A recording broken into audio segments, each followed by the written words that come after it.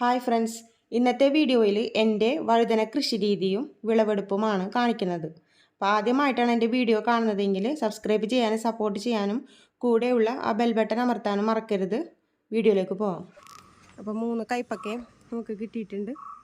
പിന്നെ വരുന്നൊരു പ്രശ്നമാണ് തണ്ടിതുടുപ്പ്.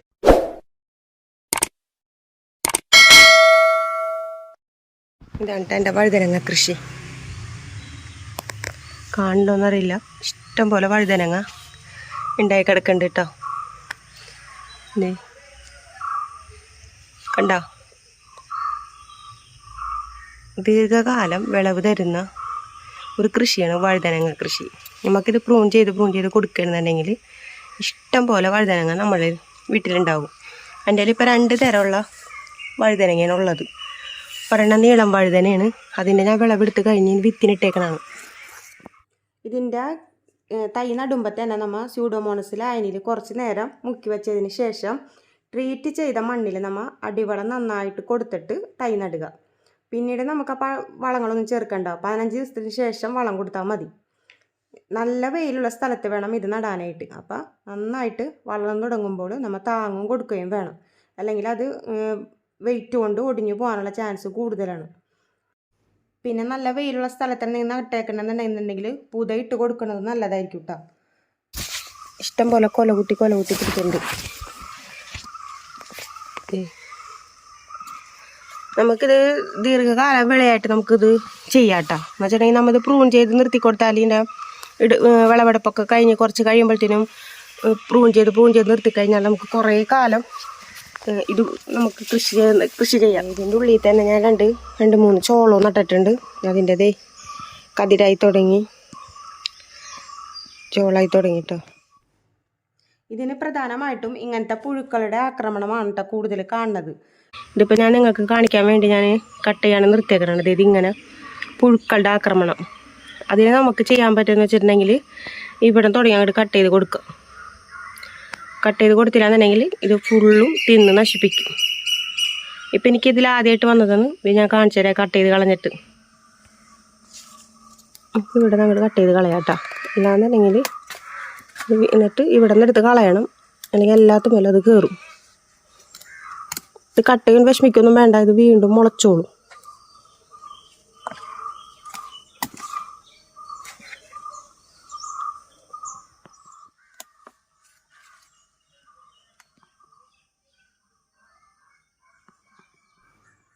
ഇതിന് പ്രധാനമായിട്ടും ഇങ്ങനത്തെ പുഴുക്കളുടെ ആക്രമണമാണ് കേട്ടോ കൂടുതൽ കാണുന്നത്. പിന്നെ ഇതിൻ്റെ ഏതെങ്കിലും ഒരു ഭാഗത്ത് തലയുടെ ഭാഗം ഇങ്ങനെ വാടിയൊക്കെ നിൽക്കണമെന്നുണ്ടെങ്കിലും അത് നമ്മൾ കട്ട് ചെയ്ത് കൊടുക്കണം. അതിൻ്റെ ഉള്ളിൽ പുഴുണ്ടെന്നാണ് അർത്ഥം. അതായത് അതിൻ്റെ തണ്ടിൻ്റെ ഉള്ളിൽ പുഴുണ്ടാവും, അതുകൊണ്ടാണ് അങ്ങനെ വാടി നിൽക്കുന്നത്. അത് നമ്മൾ കട്ട് ചെയ്ത് കൊടുത്തില്ല എന്നുണ്ടെന്നുണ്ടെങ്കിൽ അത് ഫുള്ളായിട്ട് വാടി ഉണങ്ങി പോകാൻ ചാൻസ് ഉണ്ട്. അത് തണ്ടുതുരുപ്പം പുഴു എന്നാണ് പറയപ്പെടുന്നത്. അപ്പോൾ അതും ഒന്ന് ശ്രദ്ധിക്കണം. ഇങ്ങനത്തെ 2 തരത്തിലുള്ള പുഴുവിനെ ഇതിനെ പിന്നെ വന്നതാണ് വെള്ളീച്ചയുടെ ആക്രമണമാണ് പിന്നെ ഇതിനെ ബാധിക്കുന്ന വേറെ ഒന്ന്. അപ്പോൾ നമ്മൾ മാറി ആഴ്ചകളിൽ ജൈവ കീടനാശിനി അടിച്ചു കൊടുക്കണതാണ് നല്ലത്. അപ്പോൾ ഇത് കീടങ്ങൾ വരാനായിട്ടും പുഴുക്കൾ വരാനായിട്ടും കാത്ത് നിൽക്കാതെ ആഴ്ചകൾ നമ്മൾ മരുന്ന് മാറി കൊടുത്തുകൊണ്ടിരിക്കുക. അത് തന്നെയാണ് ഇതിനൊരു പ്രതിവിധി. അപ്പോൾ നമുക്കൊരു പരിധി വരെ ഇതിനെ തുരത്താൻ പറ്റും. ഞാൻ ഇവയ്ക്ക് പ്രധാനമായിട്ടും കൊടുക്കണ ജൈവ കീടനാശിനി എന്ന് പറയണത് വെളുത്തുള്ളി വേപ്പെണ്ണ മിശ്രിതം. അത് നല്ലൊരു ജൈവ കീടനാശിനിയാണ് കേട്ടോ. അത് കൊടുക്കണത് ഒരാഴ്ച ഞാൻ അതടിച്ചു കൊടുക്കും. പിന്നെ കൊടുക്കണതാണ് നമ്മൾ പുളിച്ച കഞ്ഞിവെള്ളത്തിൽ മഞ്ഞളിട്ടിട്ട് അത് സ്പ്രേ ചെയ്ത് കൊടുക്കും. അതും ഒരു പരിധി വരെ നമുക്ക് മറ്റേ നമ്മളെ പുഴുക്കളെയൊക്കെ തുരുത്താൻ പറ്റും കേട്ടോ. അതെങ്ങനെയാണെന്ന് ഞാൻ കാണിച്ചു തരാം. നമ്മളെ പുളിച്ച കഞ്ഞിവെള്ളത്തിൽ ഞാൻ മഞ്ഞൾ, അതായത് നമുക്ക് മഞ്ഞപ്പൊടിയാണെന്ന് കിട്ടുള്ളൂ എന്നുണ്ടെങ്കിൽ നല്ല മഞ്ഞപ്പൊടി ആയിരിക്കണം കേട്ടോ. മഞ്ഞപ്പൊടി ഞാനിവിടെ മഞ്ഞളെടുത്തേക്കണം. അവിടെ മഞ്ഞളുള്ളതിൻ്റെ പേരിൽ മഞ്ഞളെടുത്ത് വെള്ളത്തിലിട്ട് തലേ ദിവസം കഞ്ഞിവെള്ളത്തിലിട്ടിട്ട് അത് വെള്ളം ചേർത്തിട്ട് കുറച്ച് വെള്ളം ചേർക്കുള്ളൂ. കുറച്ച് വെള്ളം ചേർത്ത് ഒന്ന് സ്പ്രേ ചെയ്തിട്ട് നമ്മളെ ഇലകളിലും ഈ വെള്ളീച്ച കാണുന്ന ഭാഗത്തൊക്കെ നമ്മൊന്ന് സ്പ്രേ ചെയ്ത് കൊടുക്കും. അപ്പോൾ വെള്ളീച്ചയൊക്കെ ഉണ്ടെന്നുണ്ടെങ്കിൽ മറ്റേ പുഴുക്കളൊക്കെ ഉണ്ടെന്നുണ്ടെങ്കിൽ ഒരു പരിധി വരെ അത് പൊയ്ക്കോളും. പിന്നെ നമ്മൾ എന്ത് വളം ചെയ്യുമ്പോഴും ഇതടിച്ചു കൊടുക്കുമ്പോഴും മാറി ആഴ്ചയിൽ അടിച്ചു കൊടുക്കണം കേട്ടോ. അപ്പോൾ നമുക്ക് അത്ര പുഴുശല്യം നമ്മളെ ബാധിക്കില്ല. കേട്ടോ, ഇത് കുറച്ച് വെള്ളം ഒഴിച്ചില്ലെങ്കിലും കുഴപ്പമില്ല. ഞാൻ ഇത്തിരി വെള്ളം ഒഴിക്കുന്നുണ്ട്. ഇത്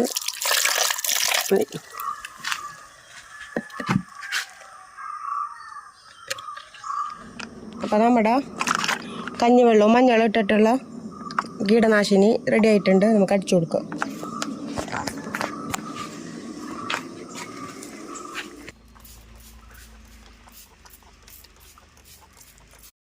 നമ്മൾ സ്പ്രേ ചെയ്യുമ്പോൾ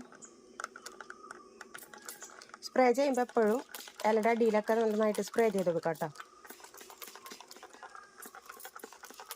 എന്താ വെളിച്ച അതുമേലൊക്കെ നന്നായിട്ട് നല്ല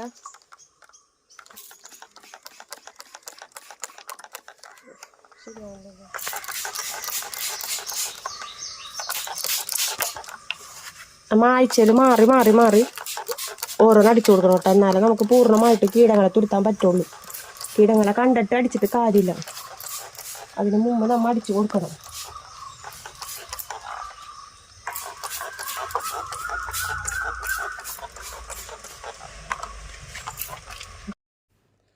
ഇതിന് പ്രധാനമായിട്ടും കൊടുക്കണ വളങ്ങൾ എന്ന് വെച്ചിട്ടുണ്ടെങ്കിൽ അടിവളം കൊടുത്തതിന് ശേഷം പിന്നെ കൂടുതലായിട്ടും ജൈവ സിലറികളാണ് കൊടുക്കണത്. അതും ആഴ്ചകളിൽ കൊടുക്കും. അതിൽ മീനിൻ്റെ വേസ്റ്റ് വെള്ളത്തിലിട്ടിട്ട് അത് 3-4 ദിവസം കഴിഞ്ഞിട്ട് അതിൻ്റെ തെളി നല്ലോണം വെള്ളം ഡൈല്യൂട്ട് ചെയ്ത് അതും കൊടുക്കും. പിന്നെ നമ്മളുടെ പച്ചക്കറികളുടെ വേസ്റ്റ് അതും ഒരാഴ്ച വെള്ളത്തിലിട്ടിട്ട് അതിൻ്റെ സിലറിയും നമ്മൾ ഇതിൽ ഒഴിച്ചു കൊടുക്കും. പിന്നെ അതുകൂടാണ്ട് നമ്മൾ വേപ്പും പിണ്ണാക്ക്, ചാണകപ്പൊടി, കടലപ്പിണ്ണാക്ക് അത് മിക്സ് ചെയ്തിട്ട് അതും വളമായിട്ട് കൊടുക്കാറുണ്ട്. അപ്പോൾ ഇങ്ങനെയുള്ള വളപ്രയോഗങ്ങളാണ് നമ്മൾ ഇതിൽ കൊടുക്കാറുള്ളത്. ഞാനെപ്പോഴും കൃഷി ചെയ്യുമ്പോൾ ഓരോ സെക്ഷൻ തിരിച്ചാണ് കൃഷി ചെയ്യാറുള്ളത് കേട്ടോ. സെക്ഷൻ തിരിച്ചേക്കണമെന്ന് വെച്ചിട്ടുണ്ടെങ്കിൽ ഇതിങ്ങനെ ഒരു സെക്ഷൻ കൊടുത്തിട്ടാണ് ഇതിൻ്റെ ഫുള്ളും വഴുതനങ്ങനെ നട്ടേക്കണത്. നമുക്ക് ഓരോ സെക്ഷനായിട്ട് നട്ടണമെങ്കിൽ അതിനൊരു ഭംഗി വേറെയാണ്. നമുക്ക് പരിചരിക്കാനും എളുപ്പം കഴിയും. അപ്പോൾ ഇതിൻ്റെ ഉള്ളിൽ ഫുള്ള് ഞാൻ വഴുതനങ്ങനെ നട്ടേക്കണം. ഒരു 10-15 കടകളുണ്ട് വഴുതനങ്ങ ഉണ്ടോ. അതിൻ്റെ ഉള്ളിൽ ഞാൻ ഒരു 2-3 കട ചോളം നട്ടിട്ടുണ്ട്. ചോളം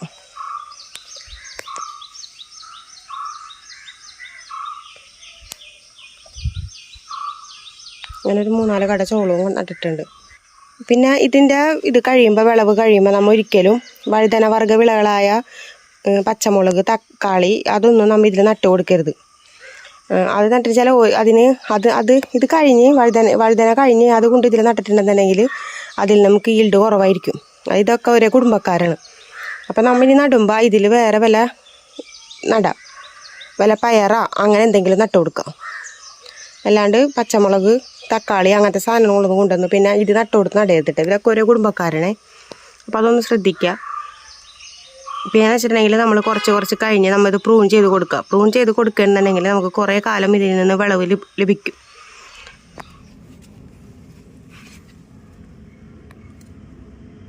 അപ്പം നമുക്ക് നമ്മുടെ വഴുതനങ്ങയൊക്കെ ഒന്ന് പറിക്കാം. പിടിക്കുമല്ലോ മതി. ഇനി പൊട്ടിച്ചിട്ട്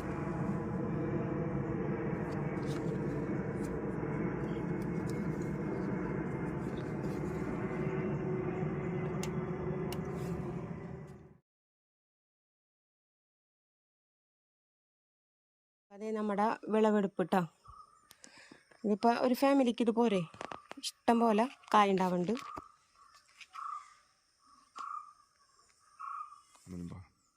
അപ്പോൾ 3 കയ്പ്പൊക്കെ നമുക്ക് കിട്ടിയിട്ടുണ്ട്. അപ്പോൾ ഇന്നത്തേക്കുള്ളതായിട്ടുണ്ട്. അപ്പോൾ നമ്മുടെ വിളവെടുപ്പ് കഴിഞ്ഞു. കുറച്ചാണെങ്കിലും നമ്മുടെ വീട്ടിൽ ഇതിങ്ങനെ ഉണ്ടായി കിട്ടുമ്പോൾ നമുക്കൊരു സന്തോഷമില്ലേ. അപ്പോൾ എല്ലാവരും ഒന്ന് അതൊന്ന് ചെയ്ത് നോക്കാം കേട്ടോ.